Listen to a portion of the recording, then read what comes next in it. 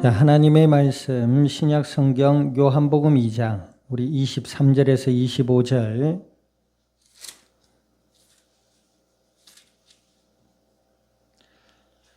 자, 우리 세 절 말씀 우리 다 같이 한 목소리로 합독합니다. 요한복음 2장 23절에서 25절 합독합니다. 6월절에 예수께서 예루살렘에 계시니 많은 사람이 그의 행하시는 표적을 보고 그의 이름을 믿었으나 예수는 그의 몸을 그들에게 의탁하지 아니하셨으니 이는 친히 모든 사람을 아심이요 또 사람에 대하여 누구의 증언도 받으실 필요가 없었으니 이는 그가 친히 사람의 속에 있는 것을 아셨음이니라. 아멘. 기도드립니다. 하나님 아버지, 주님의 크신 은혜와 사랑을 감사드립니다. 주는 그리스도시요 살아 역사하시는 하나님의 아들이 되심을 믿음으로 고백케 하셔서 주의 자녀로 삼아주시고 오늘도 예배 가운데 말씀 앞에 서게 하신 아버지 하나님, 진리의 말씀을 들음으로 믿음이 자라나게 하시고 저희들의 마음과 생각과 삶이 은혜 가운데 변화되며 성숙되게 하셔서 날마다 그리스도 예수 안에서 하나님과 함께하는 임마누엘의 은혜의 복을 누리며 주님의 뜻을 따라 나누며 복음의 아름다운 열매들을 맺어갈 수 있는 그리스도의 복된 증인들이 되게 하여 주시옵소서. 감사와 영광을 주님 앞에 돌려드리며 우리 주 예수님의 이름으로 기도드립니다. 아멘.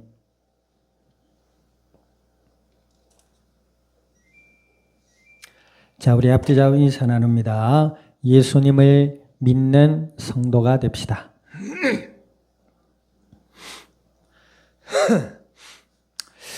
네, 전에 제가 부교육자로 사역을 할 때 어떤 집사님이 이제 신앙을 조금 상담하자고 해서 만난 적이 있습니다. 그래서 만났는데 이분이 이제 고민이 있다는 거예요. 무슨 고민이냐고 제가 여쭤보니까 그분이 하시는 이야기가 교회가 기도가 뜨겁지 못하다 이거죠. 전에는 막 기도도 뜨겁고 이랬는데 왠지 기도도 좀 식은 것 같고 또 막 열심도 좀 식은 것 같고 그게 이제 고민이라는 겁니다. 그러면서 자기 개인적으로도 예전에는 뭐 남편이 사고를 당하면 기도하면 또 하나님이 또 해결해 주시고 또 자기도 어떤 뭐 허리가 아픈데 또 뜨겁게 기도하니까 하나님이 고쳐주시고 이랬는데 그 기도가 안 뜨거우니까 하나님이 응답을 안 해주시는 것 같다. 그렇게 이야기를 했습니다. 지금 이제 짧게 얘기했지만 한참을 이야기를 했어요. 본인의 고민거리를. 제가 그랬죠. 문제가 생겨서 기도하고 그 기도 때문에 문제가 해결되고 뭐 그러실 수 있습니다. 그러나 문제가 없이 하나님이 은혜 가운데 평안으로 인도하시는 삶도 하나님의 은혜가 아니겠습니까? 그러니까 그러냐면서 그래도 그렇지. 그러니까 말이 제대로 안 들리는 거예요. 자기 생각에 깊이 잠겨 있는 거죠. 예수님을 믿는 신앙은 하나님의 자녀가 되는 신앙이에요. 하나님의 자녀가 되었다고 했을 때에는 하나님이 함께해 주시는 은혜의 삶을 허락받은 자이다 이 말입니다. 아멘. 문제가 터지고 또 기도하니 해결되고 또 문제가 터지고 기도하니 해결되고 일리 있어요. 우리의 삶이 하나님을 떠난 이 땅 가운데 사는 삶이기 때문에 늘 문제는 우리 앞에 놓여 있습니다. 근데 정말로 문제는 뭐예요? 전능하시고 살아계신 하나님이 나를 예수님을 통해 자녀 삼아 주셨다고 하는 그 믿음의 부재가 정말로 문제인 겁니다. 하나님은 우리의 문제를 해결해 주기 위한 우리의 도구가 아닙니다. 하나님은 예수님을 통해서 믿는 자들을 자녀 삼아 주셨고 그들의 삶을 통해서 하나님의 살아계심과 예수 그리스도의 복음의 진리가 증거되어지고 이 땅 가운데 나타나기를 원하시는 좋으신 하나님이시다 이 말입니다. 우리가 구약에도 살펴보고 있지만 다윗이 이번 주 수요일에 보면 아말렉 족속에게 자기들의 아내와 자녀들이 잡혀갑니다. 그 원인이 뭐지요? 그 원인이 뭐예요? 다윗의 잘못된 생각과 판단 때문이었다라는 겁니다. 인간의 삶의 대부분의 고통의 문제들은 하나님이 주신 것이 아닙니다. 인간의 죄와 불신앙으로 인한 문제인 것들이 대부분입니다. 그런데 인간들은 뭐예요? 문제가 생기면 하나님을 원망합니다. 그리고 뭐죠? 자신의 더 열심을 다짐합니다. 내 의지가 약해서 그렇다. 의지가 약하신 게 그런 게 아니에요. 믿음의 방향이 발라야 돼요. 그냥 나 의지를 다지는 건 뭐지요? 자신을 믿는 거지요. 믿음의 출발이 중요한 것입니다. 내가 무엇을 믿고 무엇을 바라냐. 그것이 중요한 거단 말이에요. 자, 오늘 본문에 보니까 예수님께서 헤롯 성전에 들어가셔서 이제 헤롯 성전 안에서 재물을 파는 장사치들을 보며 뭐요? 채찍을 만들어 그들을 상을 엎으시고 그들을 성전에서 쫓아내시면서 기도 아버지의 집을 장사하는 집으로 만들지 말아라. 그러셨단 말이에요. 그러면서 사람들이 제사장들과 유대 종교 지도자들이 예수님께 네가 무슨 자격으로 우리 이렇게 행하느냐? 그럼 표적을 보여줘봐라. 그러니까 예수님께서 뭐예요? 이 성전을 헐어라. 내가 3일 만에 다시 세우겠다. 그러시잖아요. 그 의미는 뭐라고요? 정치적인 목적으로 세워진 40년간 세워진 헤롯 성전. 그리고 그 안에서 자신들의 배를 채우기 위한 목적으로 행해진 재물을 파는 상업 행위들. 맞죠? 자, 이런 것들을 지적하시면서 3일 만에 내가 다시 세우시겠다. 이 말은 무슨 말이죠? 3일 만에 다시 살아나실 예수 그리스도를 알려주신 겁니다. 이 참된 성전은 예수님이고 예수님을 믿는 자가 하나님의 성전된 자요 하나님의 자녀다 이 말입니다. 자, 이제 그 말씀을 듣고 뭐예요? 23절 보세요. 6월절에 예수께서 예루살렘에 계시니 많은 사람이 그의 행하시는 표적을 보고 그의 이름을 믿었으나 그랬습니다. 그러니까 6월절이라는 것은 이스라엘 백성들에 대해 가장 큰 종교의 절기입니다. 과거 모세를 통해서 자기 조상들이 애굽에서 나온 날을 기념해서 하나님께 드려지는 6월절의 절기예요.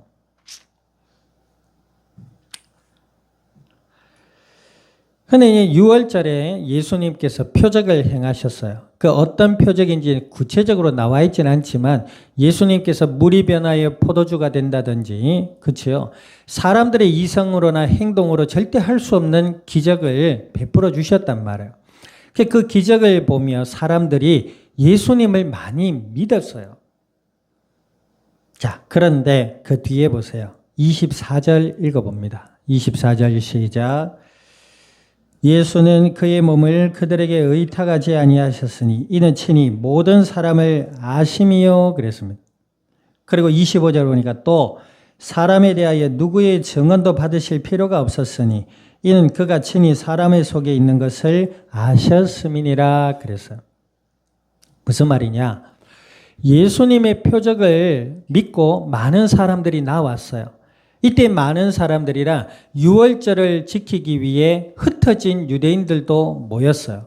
그래서 이 까닭이 훗날에 보면 사도 바울이 1차, 2차, 3차 전도 여행을 다닐 때에 예루살렘이 아닌 다른 지역에도 예수 그리스도에 관해서 듣고 본 사람들이 있습니다. 이것 때문에 세계 선교와 전도에 영향이 되었다라고도 얘기를 해요. 그런데 문제는 뭡니까?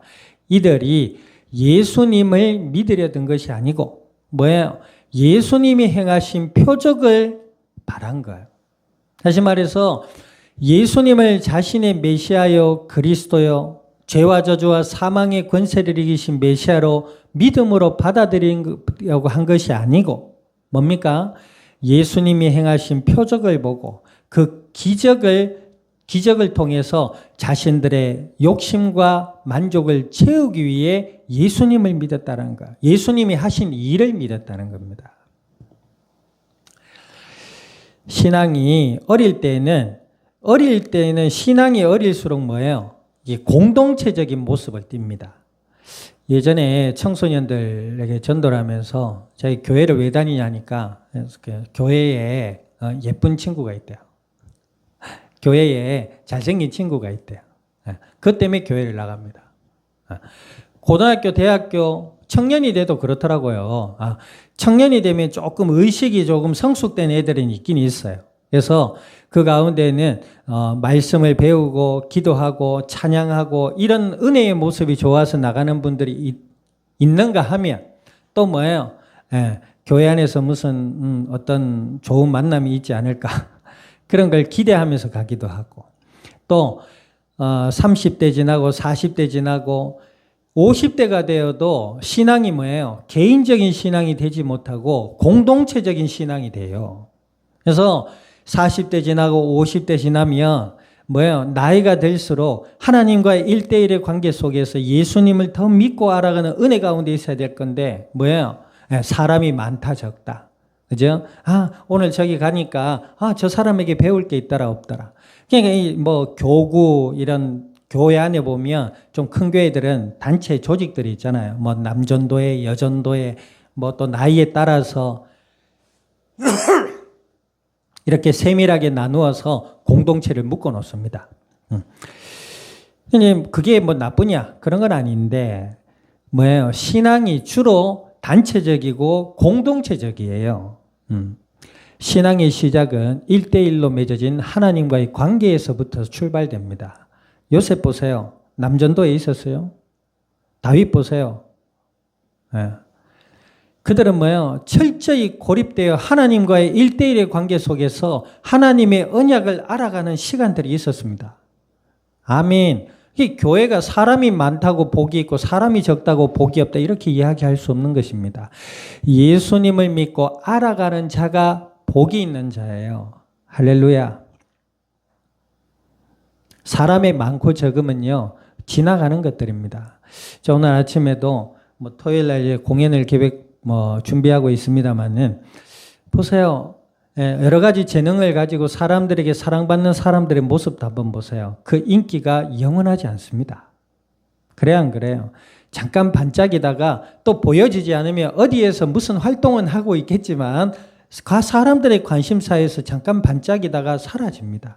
그게 좀 오래 가냐 적게 가냐 이 차이지 세상에 영원한 사람들의 인기와 사랑을 받고 사람들이 많이 모이고 이런 곳이 어디 있습니까? 없어요. 그 이제 사람들의 신앙이 뭐예요? 좀 이렇게 공동체화되는 경향이 좀 있습니다. 40대가 되면 뭐예요? 공동체들이 모여가지고 이런 얘기 합니다. 뭐 어디 집값이 좀 오르냐 내리냐, 뭐 주식이 좀 오르냐 내리냐, 뭐가 돈이 좀 되냐, 사업이 되냐, 50대가 되고 60대가 70대가 되고 주님 나라에 임할 때까지 개인적인 신앙을 갖추지 못하시는 분들이 있어요. 신앙은 보여지는 외형적인 것에 치중하는 만큼 뭐예요? 하나님과 관계가 다르게 됩니다. 신앙이 나이가 들고 세월이 갈수록 예수님을 더 깊고 넓고 높이 알아가며 하나님과의 관계가 뭐예요? 정말로 하나님의 자녀야 하나님을 아바 아버지라 부를 수 있는 아바 아버지라는 말이 무슨 말이라 했어요? 아빠, 아버지. 아빠는 아버지와 자녀의 가장 친밀한 관계 속에 주어지는 명칭이에요. 옆집 사람 보고 아빠 해봐요. 옆집 아저씨가 뭐랄까요? 야, 너가 아빠 없냐? 이럽니다. 아빠는 자녀와 부모의 관계 속에서 아버지의 관계 속에서 가장 가깝고 친밀한 표현 중에 하나가 아빠예요. 하나님 아빠 이 말입니다. 예수님을 통해 죄와 저주와 사망의 권세 아래 놓여 있는 우리를 자녀 삼아 주신 나의 아빠, 아바. 그 말입니다. 아버지는 뭐예요? 그만큼 친밀한 관계 속에서 아빠를 좋아했는데 생활해 보니까 그 아빠의 사랑과 부모의 사랑과 그 수고가 헌신이 더 크게 느껴지는 거야. 그러니까 뭐예요? 아버지를 존중하며 아버지라 하듯이 예수님을 믿고 처음에는 하나님이 너무 좋아서 아빠다가 그 하나님의 사랑과 은혜를 알아가면 알아갈수록 하나님을 아버지라 부르게 된다 이 말입니다. 하나님을 아버지라고 표현하는 것처럼 예수님을 믿고 자녀된 자들이 그만큼 뭐예요? 하나님과의 1대1의 관계 속에서 신앙의 깊이가 깊어져 갈 수 있는 은혜 있기를 우리 주님의 이름으로 축원드립니다. 예수님이 그것을 지적하신 거예요. 자기들에 나와서 예수님이 하신 일을 보고 나오는 사람들의 그 속내를 보신 겁니다.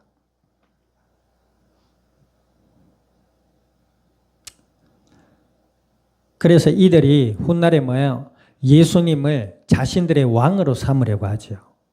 예수님을 정말로 메시아로 믿어서 왕으로 삼으려고 한 것이 아니고 예수님을 왕으로 세워서 자신들의 만족을 채우기 위한 도구로 이용하려고 사람들이 예수님을 우리의 왕으로 세우자라고 얘기를 합니다. 그 마음의 거짓과 욕망과 악함을 보셨다라는 의미가 되는 거예요. 그래 어떤 학자는 이들은 예수의 이름을 믿었지 예수님을 믿으려 하지 않았다. 이렇게 표현을 하는 것입니다. 그와 더불어 오늘 제목이 뭐예요? 예수님을 믿는 신앙이다 이 말입니다. 예수님의 하신 일이 아니고 그 인간을 하나님의 은혜 가운데 구원하시고자 오신 예수님, 죄와 저주와 사망의 권세 아래 놓인 우리를 구원하시기 위해 십자가의 제물 되신 그 예수 그리스도를 정말로 믿음으로 은혜 가운데 알아갈 수 있는 은혜 있기를 우리 주님의 이름으로 축원드립니다. 그런 자들은 어떻게 돼요? 변화됩니다. 이들은 변화되지 않았어요. 결국 예수님이 십자가에 달리시는 역할에 뭐예요? 십자가에 못 박을 때 동의한 자들입니다. 변화되지 않아요. 그들의 마음과 생각과 삶이 은혜 가운데 하나님의 사랑으로 충만해서 복되고 아름다운 삶으로 변화되어야 될 건데 변화되지 않습니다. 그것이 결정적인 차이예요. 예수님의 하신 일을 믿는 자와 예수님이 그리스도라는 사실을 믿는 자는 다릅니다. 뭐가 다르다고요? 그들의 마음과 생각과 삶이 변화됩니다. 그래서 예수님을 생명으로 표현하기도 해요. 생명은 뭐예요? 자라게 되어 있거든요. 그죠? 예. 아무리 작은 씨앗도요, 심으면 자랍니다. 나중에 큰 나무가 되든, 그죠? 예. 뭐, 풀이 되든 자라나요. 그 뭐 때문에 자라나요? 씨앗 안에 생명이 있기 때문에 자라는 겁니다. 예수님을 정말로 죄와 저주와 사망의 권세를 깨뜨리신 메시아 그리스도로 믿는 자들은 그 마음과 생각과 삶이 뭐예요? 변화됩니다. 어떻게 변화되지요? 하나님을 사랑하는 자로 변화됩니다. 내가 예수님 믿는다고 하면서 미신도 믿고 우상도 믿고 세상의 가치 기준도 믿고 분별이 없어. 이게 똥인지 된장인지 먹어봐야 알아요. 뭔지를 알아야 될 거 아니에요. 나는 수포자입니다. 계산하기 싫어요. 그런 삶은 정말로 곤란해요. 분별할 수 있어야 될 거 아니에요. 그래야 안 그래요? 아유, 사람은 경험해 봐야죠. 똥도 먹어보고 된장도 먹어보고 많이 드셔보세요. 경험으로 아는 것이 아닙니다. 우리가 믿음으로 알아야 돼요. 믿음으로 분별할 수 있어야 된다 이 말입니다. 팔 잘리면 아플까? 잘려보지 뭐. 잘려봐봐요. 그런 사람이 어디 있어요? 그렇게 어리석고 미련한 사람이 어디 있냔 말이에요. 아니, 눈 두 개인데 하나 없으면 되지 뭐. 뽑아보자. 팍. 한번 뽑아봐요. 눈 하나로 어떻게 살 수 있는지. 안경을 껴도 지금 눈이 4개라도 불편한 판에. 두 개가 하나 돼봐요. 얼마나 불편하겠어요. 꼭 그렇게 해봐야 알겠어요. 믿음으로 분별하며 지혜로 살아야 돼요. 하나님의 은혜로 살아야 된다 이 말입니다. 그런데 그것이 뭐예요? 예수님을 믿는 자들에 있어서 나타나는 모습인 거예요. 이들은 뭐예요? 예수님이 하신 일을 믿고 예수님을 이용하려던 거예요. 그것은 예수님을 믿는 게 아니에요. 여전히 우상과 미신과 세상의 가치 속에 마음과 생각이 빼앗겨버리는 자의 삶인 거지요. 훗날에 뭐예요? 예수님이 십자가에 못 박는 일에 뭐예요? 동의해버리잖아요. 악에 동의해버립니다. 그러나 예수님의 부활을 목격한 제자들은 뭐죠? 예수님을 더 그리스도라 확신하게 됩니다. 그리고 하나님의 살아계심과 그의 역사를 확신하게 돼요. 그러므로 뭐예요? 생명과 에너지가 마음과 생각과 삶에 폭발해 버립니다.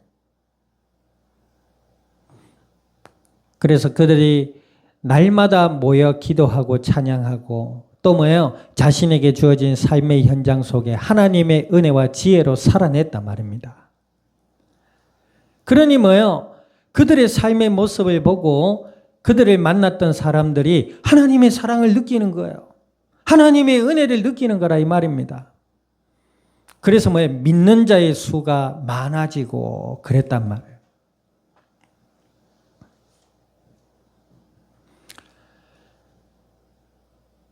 이러한 하나님의 은혜가 우리의 삶과 교회 위에 흘러넘칠 수 있기를 우리 주님의 이름으로 축원드립니다.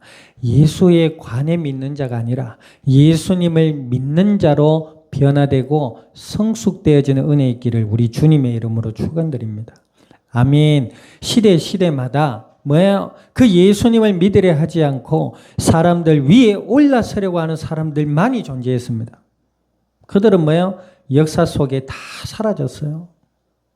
그들의 업적이 삶에 조금 영향을 미친다고 하지만 가만히 생각해 보면 인간에게 그렇게 유익되는 업적이 별로 없어요. 그래 안 그래요? 전쟁의 영웅들, 애시당초 전쟁이 왜 일어나요? 하나님 떠난 인간의 욕망과 욕심 때문에 일어난 거 아닙니까? 그래 안 그래요? 그 전쟁이 일어나니까 그 속에서 영웅들이 생겨나는 거지요. 애시당초 그 본질을 볼 때에 하나님을 떠난 죄악과 저주와 사망의 권세 아래 놓인 인간의 삶밖에 없다라는 겁니다. 그런데 시대 역사 속에 예수님을 비롯해서 예수님을 믿은 사람들은 뭐예요? 이 땅에 하나님의 은혜와 사랑을 나타냈습니다. 그를 통해서 사람들이 생명을 얻고 아멘, 진리를 알고 아멘, 그 은혜 가운데 서로 사랑함이 하나 되어 힘있게 살았던 자들이 그리스도인들이다 이 말이에요.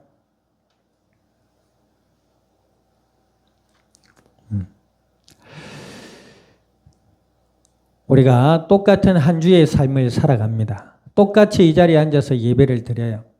하나님의 은혜로 우리의 마음 가운데 예수 그리스도를 통해서 하나님의 사랑이 우리 가운데 임할 수 있기를 주님의 이름으로 축원드립니다. 아멘. 그 은혜를 힘입어 우리가 서로 사랑 가운데 하나 되어 하나님의 영광 위에 살아갈 때에 하나님이 그 은혜의 삶 가운데 은혜와 복을 넘치게 채워주실 줄 믿습니다. 그런 은혜가 시작되고 또 흘러넘치는 우리의 복된 삶의 한 주가 될 수 있기를 우리 주님의 이름으로 축원드립니다. 기도드립니다. 오늘 말씀을 기억하셔서 하나님 예수님을 믿는 참된 신앙을 허락하시고 우리의 마음과 생각과 삶이 은혜 가운데 변화되어 복음의 아름다운 증인으로 주님의 영광을 드러낼 수 있는 저희들이 되게 해달라고 우리 통성으로 합심하여 기도드립니다. 살아 역사하시는 아버지 하나님, 주님의 크신 은혜와 사랑을 감사드립니다. 주가 그리스도 되심을 믿음으로 고백해 하신 아버지 하나님, 오늘 주신 약속의 말씀을 따라 아버지께 기도드리오니 주여 저희들의 마음과 생각과 삶의 현장 위에 주인 되어 주시고 은혜 가운데로 이끌어 주시어서 예수님을 더욱 그리스도라 믿음으로 바라보며 알아갈 수 있게 하시고 하나님의 그 크신 은혜와 사랑을 알며 은혜 가운데 저희들의 마음과 생각과 삶이 변화되며 성숙되어져서 저희들을 만나는 이들 위에 하나님의 은혜가 나타나게 하시고 복음의 아름다운 열매들을 맺어가게 하시며 주님의 영광 나타낼 수 있는 그리스도의 복된 증인들이 되게 하여 주시옵소서. 감사와 영광을 주님 앞에 돌려드리며 우리 주 예수님의 이름으로 기도드립니다. 아멘. 지금은 교회의 머리 되시는 예수 그리스도의 은혜와 하나님 아버지의 크신 사랑과 성령님의 내주 인도 역사하심이 오늘 그리스도 예수 안에 믿음이 자라나며 하나님의 은혜 가운데 변화되어 이 땅 위에 복음의 아름다운 열매들로 주님의 영광을 드러낼 이 자리에 속한 모든 믿음의 복된 증인들 머리 위에와 교회와 함께하는 모든 이들 위에 참석지 못한 권속과 주어질 한 주의 삶의 현장과 이 양산 이 나라 온 땅 위에 지금으로부터 영원토록 항상 함께 계실지어다. 아멘.